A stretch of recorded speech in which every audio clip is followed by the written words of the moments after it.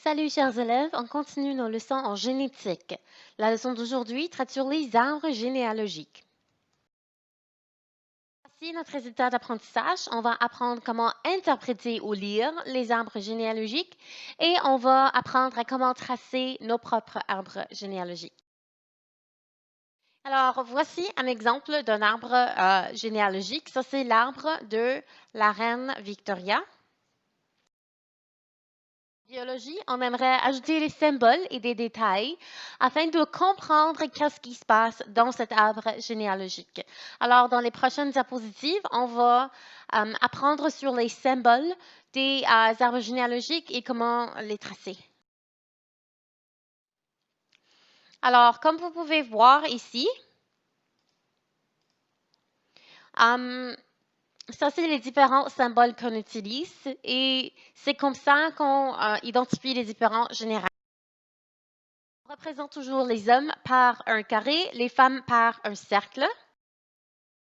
L'union entre un homme et une femme est représentée par une ligne.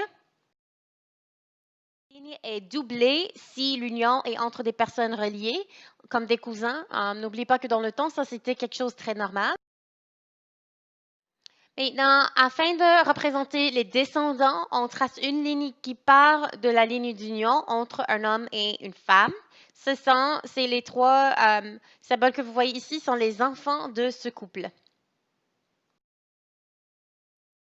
On utilise des chiffres romains pour identifier les générations, donc la première génération, la deuxième génération, etc. On numérote l'ordre des descendants de 1 à 2, du plus vieux au plus jeune. Donc ici, par exemple, dans ce couple, la femme sera plus vieille que le monsieur. Et voilà l'ordre des enfants. Les jumeaux identiques sont représentés par une ligne de descendants qui se divise en deux. Les jumeaux étaient fraternels, donc ne sont pas des jumeaux identiques. On divise la ligne en deux directement de la ligne de descendance. Si le sexe de l'individu est inconnu, on le marque par un losange. Les personnes décédées dans un arbre familial ou dans un arbre généalogique sont marquées par une ligne qui barre le symbole. Afin de représenter certaines maladies, il faut identifier les individus qui sont atteints. Les individus atteints sont marqués par des formes qui sont remplies, comme des formes noires, comme vous voyez. Si l'individu est porteur, ça veut dire qu'il a le gène de cette maladie-là, mais ne l'exprime pas. Ça veut dire qu'il est hétérozygote et que cette maladie doit être récessive. Donc, les personnes porteurs ou porteuses sont indiquées par la moitié du symbole qui est colorié. Parfois, certaines maladies sont liées seulement au chromosome X. Donc, si la mère est porteuse, évidemment, on ne peut pas avoir des hommes qui sont porteurs d'une maladie liée au chromosome X parce que les hommes n'ont qu'un seul chromosome X. Alors, s'ils portent le gène, ben, ils sont atteints et non pas porteurs. Donc, pour représenter une femme porteuse, on marque un cercle noir à l'intérieur de son cercle. Alors, voici ce qu'on va faire depuis maintenant pour interpréter les arbres généalogiques. Ils peuvent être le trait ou la transmission du trait peut être autosomal.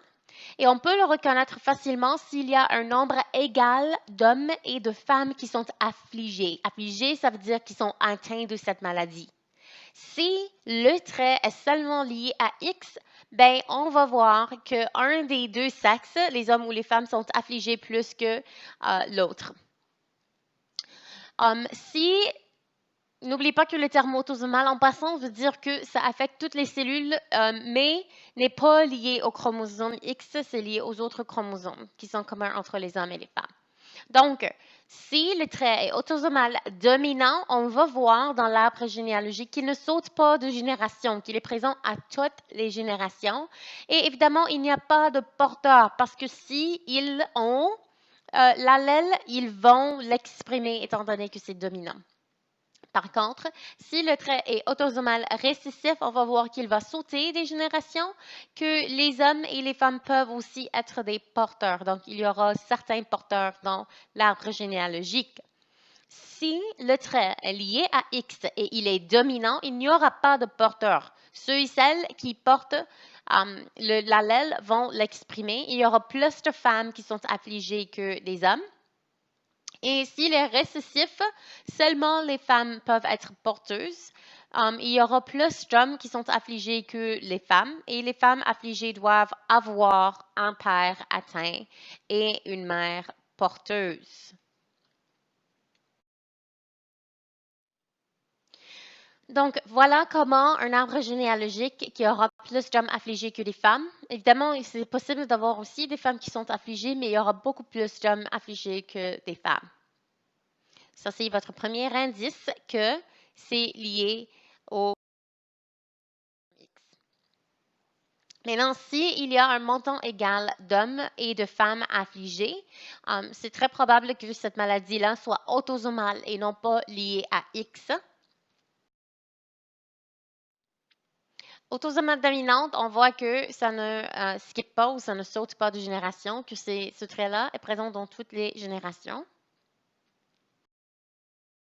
Autosomal récessif, on peut voir, c'est possible d'avoir des parents qui ne sont pas atteints de cette maladie, mais qu'un de leurs enfants soit atteint. Ça veut dire que les parents doivent être hétérozygotes pour cette condition-là et que les enfants vont l'avoir s'ils reçoivent les deux gènes récessifs. Regardons comment un trait autosomal se manifesterait dans un arbre généalogique. Donc, si le trait est dominant, les hommes et les femmes vont être atteints qu'ils soient homozygotes ou qu'ils soient hétérozygotes, mais ne l'auront pas s'ils sont homozygotes récessifs. Si le trait est récessif, les hommes et les femmes qui sont homozygotes dominants ne vont pas l'exprimer, qui sont hétérozygotes seront porteurs, donc on les colorie la moitié du cercle ou du carré en noir. Et s'ils sont homozygotes récessifs, bien évidemment, ils vont.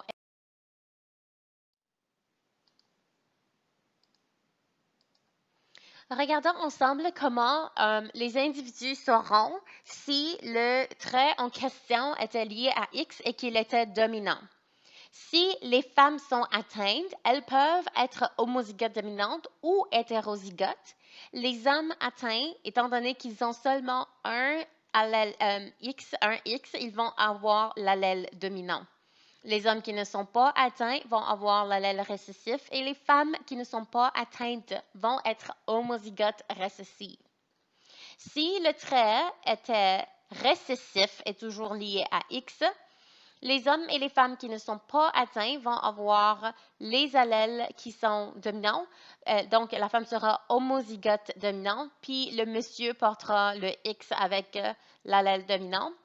Tu peux avoir des femmes qui sont porteuses si l'allèle lié à X est récessif, étant donné qu'elles ne vont pas exprimer le gène si elles possèdent une copie dominante. Maintenant, si l'homme ou la femme sont atteintes, bien, la femme sera homozygote récessive pour ce trait et le monsieur aura le X avec l'allèle récessif. Est-ce que vous êtes capable de voir c'est quoi le trait présenté ici? C'est quoi sa méthode de transmission? Regardons ensemble. On peut voir qu'il y a 1, 2, 3, 4, 5 messieurs qui sont atteints et seulement 2 femmes qui sont atteintes. Donc, on a plus de messieurs que de femmes qui sont atteintes. C'est probablement lié à X. Et puisqu'on peut voir qu'il y a des femmes porteuses, ceci ne sera pas possible si le trait était dominant, donc il est récessif.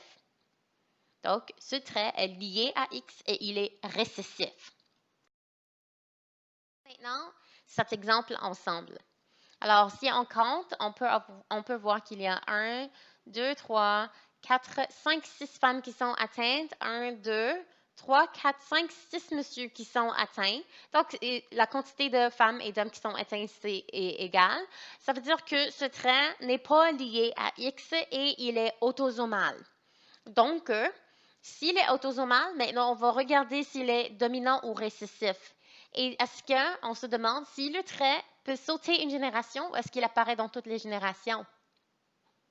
Le trait ou la maladie apparaît dans génération 1, 2 et 3. Ça veut dire que ce trait doit être dominant. Donc, c'est autosomal dominant ce trait ou cette maladie.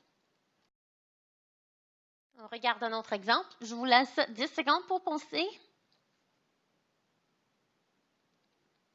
Alors, c'est quoi votre conclusion? Si vous avez pensé autosomal dominant, vous avez raison. Il ne saute pas de génération et il y a un montant plus ou moins égal d'hommes et de femmes qui sont atteints. Est-ce que vous pouvez décrire la transmission du caractère en question ici? Étant donné que les deux parents ne sont pas atteints, tout de suite, malgré le fait qu'il y a des enfants qui sont atteints, tout de suite, vous devez penser que c'est récessif. Et on peut voir que les hommes et les femmes, c'est plus ou moins égal, donc il doit être autosomal. Voilà. Maintenant, votre tâche ou notre tâche ensemble, c'est d'indiquer les génotypes qu'on voit ici. Alors, pour la même famille et le même trait, ces deux individus doivent être quoi s'ils ont des enfants atteints? Ils doivent être hétérozygotes. Les enfants atteints, si la maladie est récessive, doivent être homozygotes pour ce trait. Et les enfants qui ne sont pas atteints peuvent être ou homozygotes dominants ou hétérozygotes. Donc, tout de suite, on peut identifier tous ceux qui sont atteints comme étant homozygotes récessifs.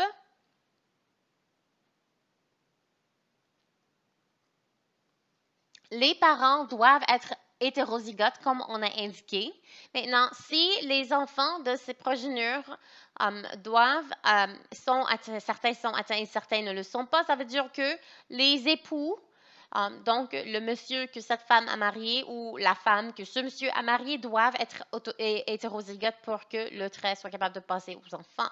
Maintenant, les deux inconnus ici peuvent être hétérozygotes ou homozygotes dominants, mais on ne peut pas le confirmer à moins qu'on puisse voir leurs descendants. Est-ce que vous pouvez décrire la transmission de ce caractère?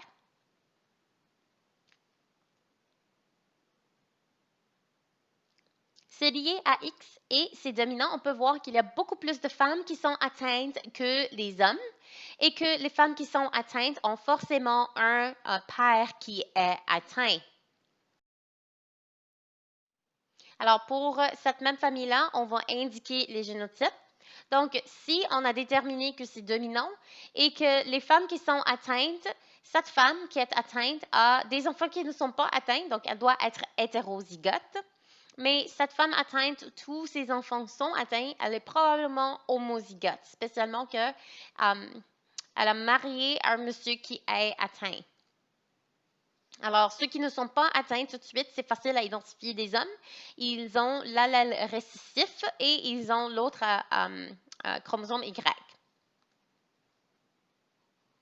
Les pères ou les hommes qui sont atteints doivent avoir l'allèle dominant. Ceux qui ne sont pas atteints ont l'allèle récessif. Ceux qui sont atteints doivent être les filles qui sont atteintes, étant donné que la mère, on a identifié qu'elle est homozygote récessive, bien, ces trois filles-là doivent être hétérozygotes, étant donné qu'elles reçoivent le deuxième chromosome X de leur père. Et ceci veut dire que cette madame-là doit être hétérozygote, comme on a dit au début, celle-là aussi. Et c'est difficile à identifier si ces deux femmes-là sont hétérozygotes ou homozygotes. Mais comme on a dit au début, c'est probable qu'elles soient homozygotes étant donné que tous ces enfants ont le trait. Sur ce, je vous souhaite une bonne pratique.